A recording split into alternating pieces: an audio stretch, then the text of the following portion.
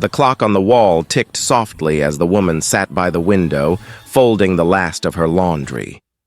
The evening light touched her tired hands. Hands that had worked for more than 40 years. She wasn't rich, but she was proud. Every penny she earned came from honest work. Her name was Mrs. Allen, a quiet, humble woman who had lived alone since her husband passed away. She still worked part-time at a local school cafeteria, not because she needed to, but because she liked to keep busy. The children made her smile. Every Friday, she would receive her small paycheck, and she always felt thankful. Sometimes she would treat herself to a little dessert or save a bit for a rainy day. Life was simple, but peaceful. That was until her son, her only child, decided to take control. The unexpected visit. That afternoon, her son walked in with his usual serious face. His wife followed him, phone in hand, not even looking up to say hello. Mrs. Allen smiled and welcomed them warmly, as she always did. "Dinner's almost ready," she said softly. Her son didn't smile back. He sat down on the couch, crossed his legs, and spoke in a tone she hadn't heard before. "Mom, we need to talk about something important," he said. Mrs. Allen looked at him, surprised. "Of course, dear. What's wrong?" He leaned forward. "It's about your paycheck." Her heart sank a little, but she stayed quiet. "You're getting old," he continued. "You don't need to work anymore. You don't need money either. From now on, I want your paycheck to go into my account. I'll handle your expenses. You just focus on resting." The silence, Mrs. Allen didn't know what to say. For a moment, she thought he was joking. But the look on his face told her he meant every word. Her hands trembled slightly as she folded the towel on her lap. "You want my paycheck?" she asked quietly. "Yes," he said firmly. "You're just wasting it." "You don't need anything. I'll make sure you're taken care of." His wife finally looked up from her phone and nodded, adding, "It's for your own good, Mom. We're just trying to help." Help. The word echoed in her mind. She had raised him alone after her husband's death, working long nights to pay for his education. She had skipped meals so he could eat. She had worn old clothes so he could wear new ones. And now her son, the one she sacrificed everything for, wanted her small paycheck. Mrs. Allen forced a smile and nodded slowly. "If that's what you think is best." The hidden pain, her son smiled proudly, as if he had just done something noble. "Good," he said, standing up. "I'll set it up this week." His wife clapped her hands lightly. "Perfect. Now, let's eat. I'm starving." Mrs. Allen got up and went to the kitchen. Her heart felt heavy, but her face stayed calm. She served them dinner, listening to their casual chatter about their new car, their upcoming vacation, and the price of things. They didn't notice that she barely ate a bite. When they left that night, her son kissed her forehead and said, "Don't worry, Mom. I'll take care of everything from now on." The door closed, and silence filled the small house again. The quiet decision, Mrs. Allen sat down at the table, staring at the empty plates. Her eyes welled up, but she didn't cry. She had cried enough in her life. Instead, she smiled faintly. There was sadness, but also understanding. She knew her son wasn't cruel, just blind. He had forgotten the value of hard work, the meaning of independence, and the quiet pride that comes from earning something on your own. She looked at her small envelope lying on the table, her last paycheck before it would go into his account. Slowly, she opened it, counted the money, and placed it back inside. Then she stood up, walked to her old cupboard, and took out a small wooden box. Inside were years of saved pay slips, old coins, and a letter from her late husband. She opened the letter and read it once more. "Never let anyone take away your dignity. What you earn, no matter how small, is yours, and it tells your story." Her fingers brushed over the faded ink. She took a deep breath and closed the box gently. That night she made a decision, quiet but strong. Her son thought she would give up her paycheck. But he didn't know what was coming, the hook for part 2. The next evening, when her son and his wife came for their usual free dinner, something was different. As soon as they stepped inside the house, both of them froze. Their smiles vanished. Their eyes widened. And then they screamed in shock. When her son and his wife stepped into the house that night, they both stopped at the door. The smell of home-cooked food filled the air, just like always, but something was different. The lights were dim, the dining table was set beautifully, and soft music played from the old radio in the corner. "Mom?" her son called out. "You home?" "Yes, dear," came her gentle voice from the kitchen. "Dinner's ready?" They exchanged a quick glance. Everything looked too calm, too quiet. When they walked into the dining room, they froze again. The strange setting. The table was arranged with care, plates, glasses, and a small candle flickering in the center. But what caught their eyes was the envelope placed neatly beside each plate. Her son frowned. "Mom, what's this?" Mrs. Allen smiled softly. "Just something for you both. Sit down." Her calm voice made him uneasy. He sat down slowly while his wife adjusted her chair, curiosity glowing in her eyes. Mrs. Allen joined them, her face peaceful. "Before we eat, I want to say a few words," she began. Her son leaned back, half smiling. "Mom, if this is about the paycheck again," she raised her hand gently. "No, it's not about that. It's about something else. A quiet lesson." She looked at both of them. Her son, who once held her hand as a little boy, and his wife, who often smiled politely but never really looked her in the eye. "When your father passed," she said softly, "I promised myself I'd never depend on anyone. I wanted to work not because I had to, but because I wanted to stay strong." Her son nodded impatiently. "We know, Mom, but let me finish," she said kindly. "Last night I thought a lot about what you said, about giving you my paycheck." His wife smiled faintly, as if the topic was already settled. Mrs. Allen continued, her eyes steady. "So I decided to make a small change." She gestured toward the envelopes. "Open them." The envelopes, her son picked his up and tore it open. Inside there were several small papers, receipts. He frowned, flipping through them. Grocery bills, electric bills, medicine receipts, all with her name. "What's this supposed to mean?" he asked. She looked at him gently. "Those are all the things I've paid for you, for years." He blinked, confused.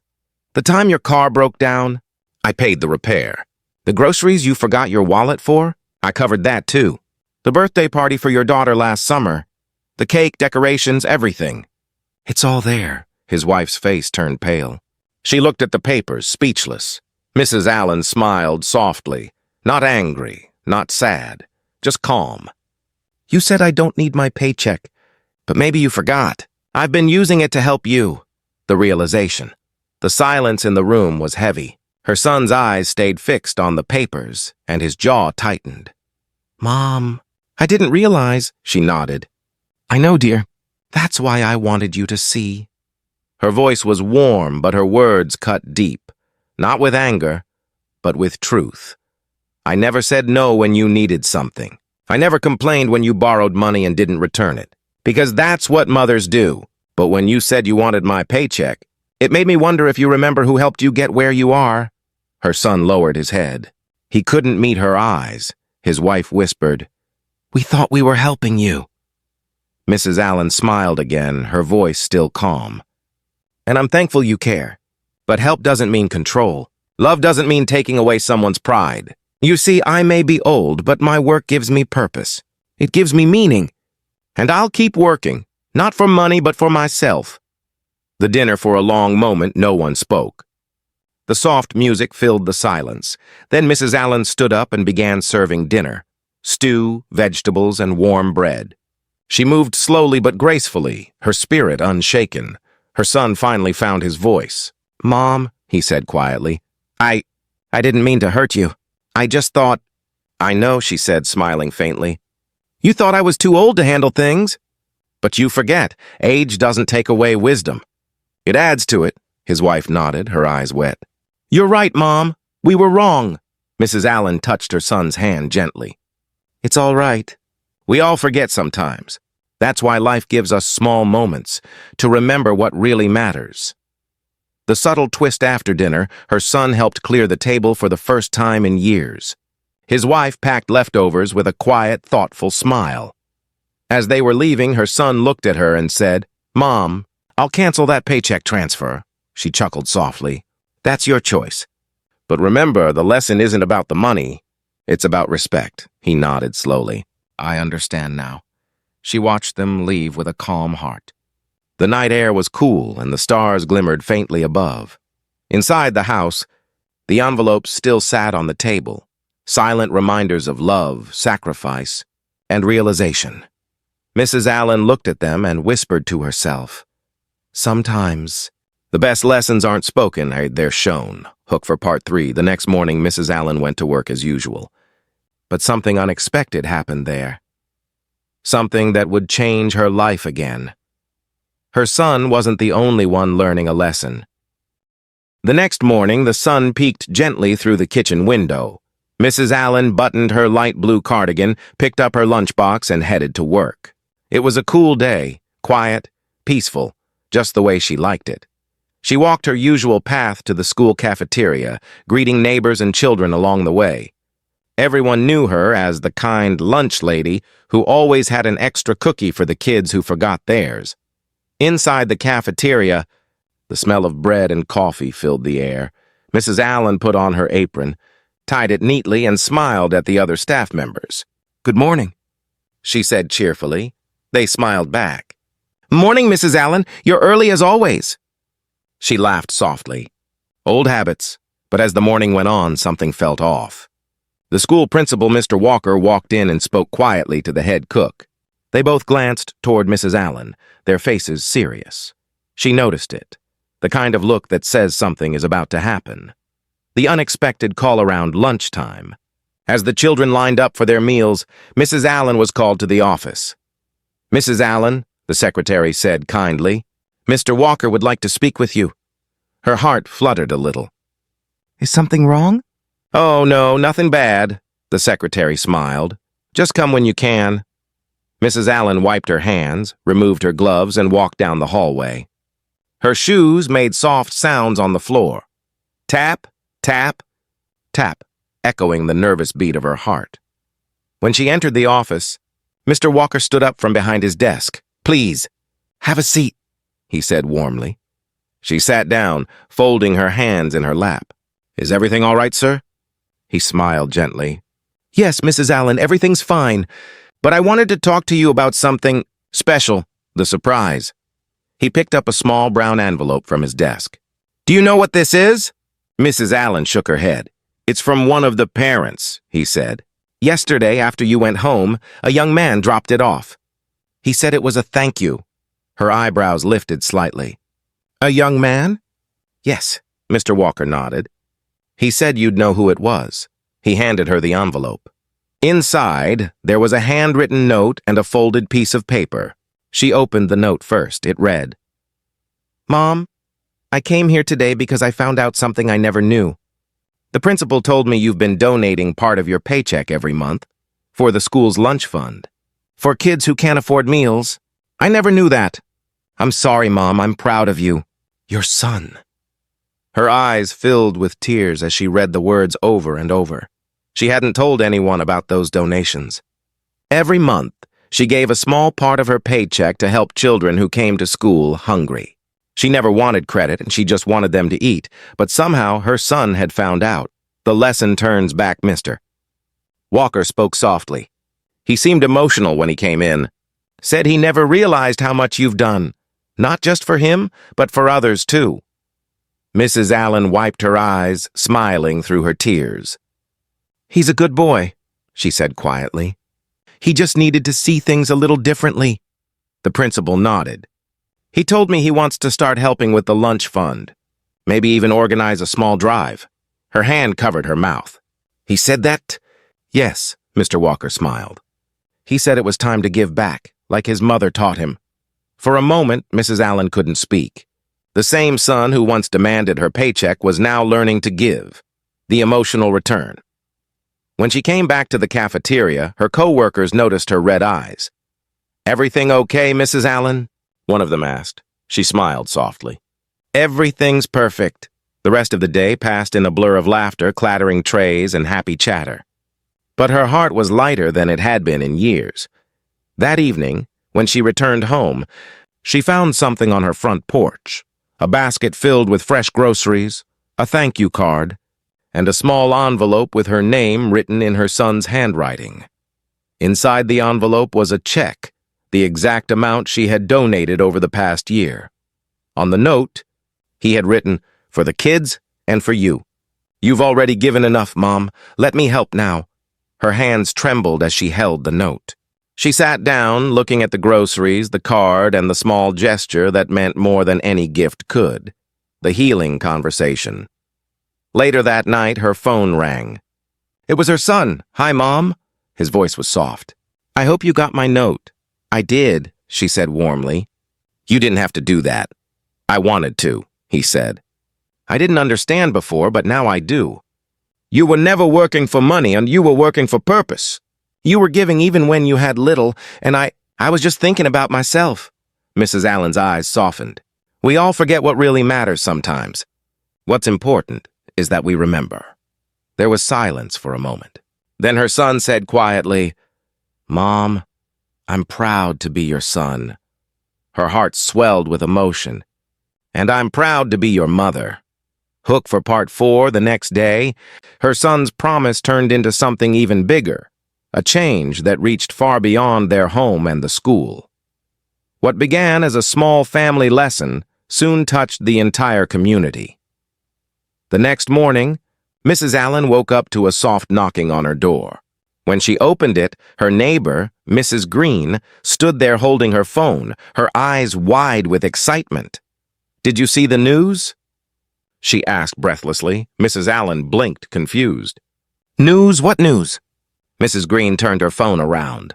On the screen was a photo of Mrs. Allen, taken in the school cafeteria, smiling as she handed a tray of food to a little girl. The headline read, "Local lunch lady inspires her son to feed the hungry." Mrs. Allen's heart skipped a beat. "Oh dear," she murmured, covering her mouth. The article told her story, how she had been quietly donating part of her paycheck for years, helping children who couldn't afford school lunches. It mentioned how her son, after learning about her kindness, had started a community fundraiser to expand the school meal program. Her name, her face, her story was everywhere. The phone wouldn't stop ringing. Within hours, her phone began ringing nonstop. Friends, old neighbors, even former co-workers were calling to congratulate her. "Mrs. Allen, you're an inspiration. We saw your story online. You're trending on Facebook. You made us all proud." She was overwhelmed. She never asked for attention. All she ever wanted was to help quietly. But as she sat at her small kitchen table, reading messages filled with kindness and gratitude, she realized something. Sometimes, good deeds find their way into the light, not for fame, but to inspire others. At the school when she arrived at work that day, the cafeteria was buzzing with energy. Balloons were tied near the windows, and the students were unusually cheerful. The principal, Mr. Walker, met her at the door with a big smile. "Good morning, Mrs. Allen," he said warmly. "Or should I say our local hero?" She laughed softly. "Oh, please don't start that." He handed her a small envelope. "This came for you." Inside was a handwritten card signed by dozens of students, with colorful drawings and simple, heartfelt words. "Thank you. Mrs. Allen, you feed our bellies and our hearts." Her eyes filled with tears again. She pressed the card to her chest and whispered, "They're too kind." A son's new mission. That afternoon, her son came to visit. This time, he didn't walk in with confidence or pride. He came humbly, holding 2 boxes filled with canned food. "Mom," he said with a shy smile, "I brought some things for the school pantry. A few friends from work wanted to help too." Mrs. Allen's eyes widened. "Oh, sweetheart." "This is wonderful," he nodded. "We've started something called the Allen Fund, a program to help feed underprivileged kids in our town. The goal is to keep your spirit alive in every cafeteria, not just this one." Her voice trembled. "You didn't have to do that," he smiled gently. "I wanted to. Because now I understand what real wealth is. It's kindness, Mom. You taught me that. The community responds. By the end of the week, something incredible happened. Local shops began donating food. Restaurants offered free meals on weekends. A group of high school students volunteered to organize food drives. The local news station aired a short segment about Mrs. Allen and her son. People started writing letters, sending small donations, and sharing their own stories of gratitude. One letter, from a single mother across town, read, "Because of your story, I decided to start working again. I realized it's never too late to give back, no matter how little you have." Another said, "I grew up getting free lunches at school. I didn't know the people behind it, now I do. Thank you." Mrs. Allen kept every single letter in her wooden box, the same one where she had stored her old pay slips and her late husband's letter. The emotional moment a few days later, the school hosted a small ceremony to celebrate her years of service. Children held handmade posters that said, "Thank you, Mrs. Allen." Her son stood beside her, proud and emotional. When it was time for her to speak, she stepped up to the microphone, her hands shaking slightly. "I don't have big words to say," she began softly. "I just want to remind everyone that kindness doesn't need money. It needs heart." The room fell silent, listening intently. "I didn't do anything special," she continued. "I just saw hungry faces and wanted to help. But today I've learned something too. Kindness grows. It starts small, but it spreads. And if my story inspires even one person to give, then I'm grateful." The audience stood up and clapped. Her son hugged her tightly, whispering, "I'm sorry it took me so long to see who you really are." She smiled, her voice barely a whisper. "You've always seen me. You just forgot for a while." The twist of fate as... The applause faded. Mr. Walker approached her with a gentle grin. "Mrs. Allen, there's one more thing," he said. "The school board wants to rename the cafeteria in your honor." Her eyes widened. "Oh, no, that's not necessary," he raised his hand. "It's already approved. Starting next week, it'll be called the Allen Community Kitchen, a reminder of how one person's kindness can feed hundreds." Tears streamed down her cheeks. The crowd cheered again. Her son clapped the loudest. At that moment, Mrs. Allen looked around, at the smiling children, the proud teachers, the grateful parents, and felt something deeper than happiness. She felt peace. Hook for part 5, but even as the world celebrated her, something unexpected was about to happen. Something that would test her heart once more and reveal the true depth of her kindness. Because sometimes, life's final lesson arrives when you least expect it. A few weeks passed since the school renamed the cafeteria the Allen Community Kitchen. Life had returned to its calm rhythm. The media attention had faded, the cameras were gone, and Mrs. Allen could finally enjoy quiet evenings again, the way she always liked them. She often sat by the window with a cup of tea, watching the sunset paint the sky in shades of gold and orange. Her son visited more often now. Sometimes he brought dinner, sometimes just company. Their conversations were lighter, filled with laughter and small moments, the kind she had always dreamed of having again. For the first time in years, Mrs. Allen felt truly content. But one chilly evening, as she was putting away the dishes, there was a soft knock on the door, the unexpected visitor. When she opened it, a man stood outside, tall with tired eyes and a worn-out jacket. He looked nervous, holding a small notebook in his hand. "Good evening," he said softly. "Are you Mrs. Allen?" "Yes," she replied kindly. "Can I help you?" He nodded, looking down at the ground. I don't know if you'll remember me. I was one of the kids you used to serve lunch to at the school. Years ago." Mrs. Allen blinked, trying to recall his face. "Oh my, really?" He smiled faintly. "Yes, ma'am. You used to sneak me extra sandwiches when I didn't have lunch money." Her heart warmed instantly. "Oh, I see. You were one of my boys," she said with a small laugh. "What brings you here?" He hesitated, then took a deep breath. "I came to thank you, and to tell you something. A story from the past." The man stepped inside as she invited him in. They sat at the small kitchen table, the same one where she had shared so many life lessons before. "When I was a kid," he began, "things were really hard at home. My parents were struggling, and there were days we barely had food. I used to be embarrassed to come to school hungry. But every time I went through that lunch line, you'd smile at me like it didn't matter. You never made me feel ashamed. Mrs. Allen listened quietly, her eyes soft and full of emotion. You'd say, "Eat well, sweetheart. You'll need strength for tomorrow." I never forgot that. He paused, his voice trembling slightly. "Because of you, I finished school. I didn't quit even when I wanted to. I got a job. I became a social worker, and now I help kids like me." Mrs. Allen's hand went to her mouth. "Oh my goodness," she whispered. "You're helping others?" He nodded. "Yes, and it's because of you. I saw your story on the news, how your son started a fund in your name. I realized I had to come back and tell you how much you changed my life."